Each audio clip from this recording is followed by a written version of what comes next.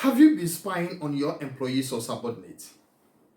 Do you think it is ethical to spy on your employees or subordinates? Has the business been productive since you started spying on your employees or subordinates?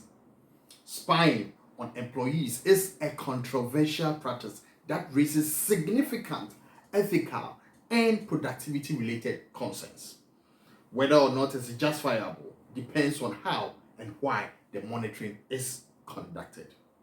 Before we end this episode, we will discuss the only three major ways by which you are allowed to spy on your employees or subordinates. Until then, kindly note the following. 1. Spying on employees or subordinates is violation of privacy. Employees have a right to personal privacy, even at work.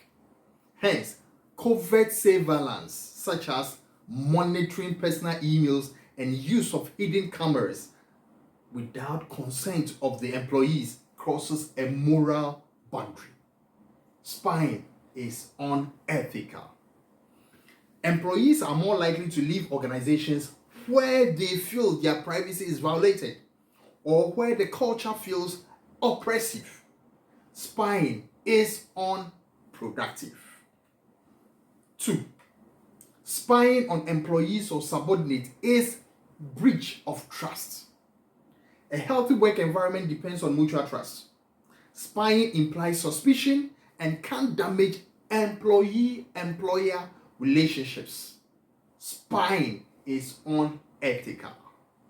Employees who feel distrusted or watched may feel demotivated and disengaged, leading to decreased performance.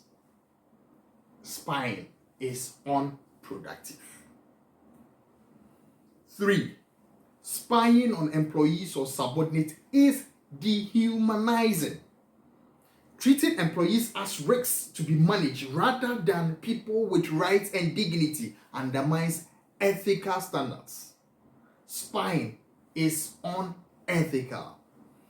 Constant monitoring can cause anxiety and reduce creativity, especially in roles requiring autonomy or problem solving. Spying is unproductive. Now, let's finally understand and practice the three major ways by which you are allowed to spy on your employees or subordinates ethically and productively. 1. Spying or monitoring must be transparent and purposeful. If employees are informed about what is being monitored, why it is necessary, and how the data will be used, it will then be ethically acceptable and by extension productive. Transparent monitoring tied to performance metrics can help align employee output with company goals. 2. Spying or monitoring must be done to protect legitimate company interests. The underlying word is legitimate. Okay. Employers may have a legitimate interest in preventing fraud, data leaks, or misconduct, especially in high risk or sensitive roles. Data on workflows or communication patterns can help improve processes if used constructively. Then 3. Spying or monitoring must be legally compliant. Monitoring must comply with labor laws and data protection regulations and should be limited to work-related activities during work hours. By extension, light touch monitoring can be useful for managing remote teams, provided it focuses on output, not micromanagement.